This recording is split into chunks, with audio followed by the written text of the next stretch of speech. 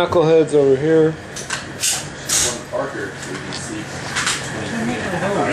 Oh man. 23. What? Alright. Thanks everybody for being here. Tonight I want to talk about fast food and why you shouldn't eat it. My goal here is not to convince you to stop eating it altogether, but to minimize your intake of it. Alright, next slide. Alright, why do we buy fast food? It's easy. It's cheap. Alright. You're tired, you just got off work, you're tired, you're hungry, you know you got food at home, but you see that big lit up sign that says Burger House, 1 million served. But it's about to be 1,000,001, right? Because you're going to swing in there. It's too easy, it's too tempting, right? Alright, next slide. Alright. Everywhere you look, there's fast food restaurants. Around every corner, everywhere you go. Alright, it's pretty tempting. Next slide. Alright, variety. We got burgers, hot dogs, Mexican, Italian. Alright, Chinese. Yeah, there's one of these, I would say that's more American.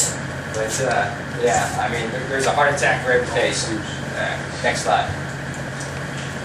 Alright, price. It's typically not that expensive. You get a value meal for about $5, but it's when it becomes a habit, it's when it becomes expensive.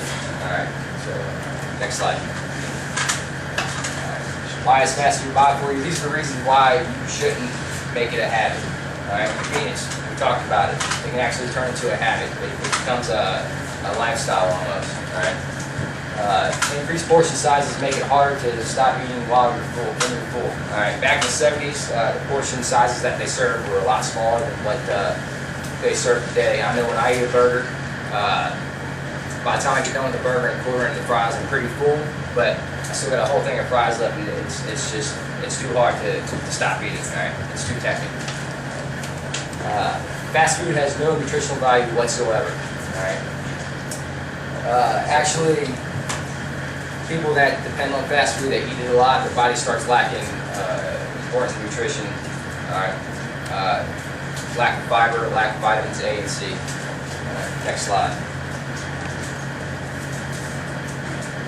Alright. Fat content. Alright. Fast food is not the cause of obesity in Americans, but it definitely contributes to it. A study from the Wake Forest University Baptist Medical Center found that 2 meals, both with 500 calories, one high in saturated fat, the other high in unsaturated fat. Okay, all right.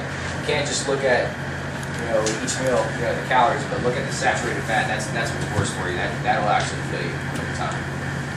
Next slide. Alright.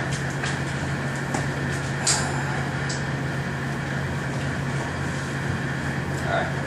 According to personalpowertraining.com, the high levels of salt and sugars found in fast food cause the brain to seek them out, so it can actually become pretty addicting. You don't realize it, but your brain actually starts to search for it. It makes it easier to go buy it. Next slide. According to Paul H. Kennedy, professor of molecular therapeutics at the Scripps Research Institute, studies show that high-fat, high-calorie fast food can have the same effects as heroin and cocaine. All right, again, it's pretty addicting. Top nutritionists at Harvard concluded that trans fat could be responsible for as many as 30,000 premature coronary deaths per year. 30,000 premature deaths due to clogged arteries.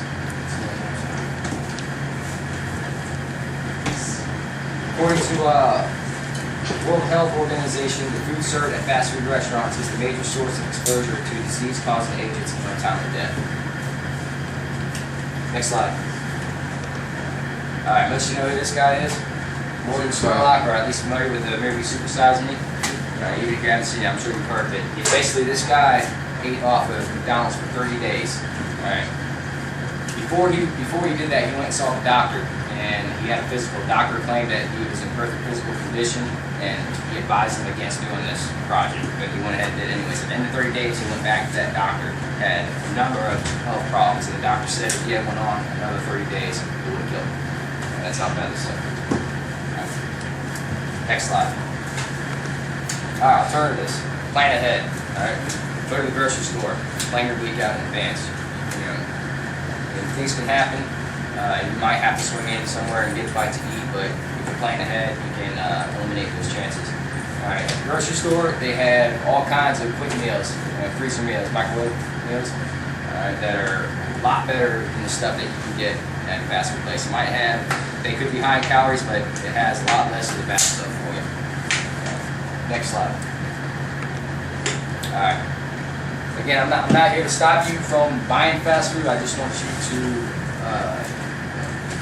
try to cut it out as much as you can. Hopefully I got through you guys. Alright, thanks for being here. No questions?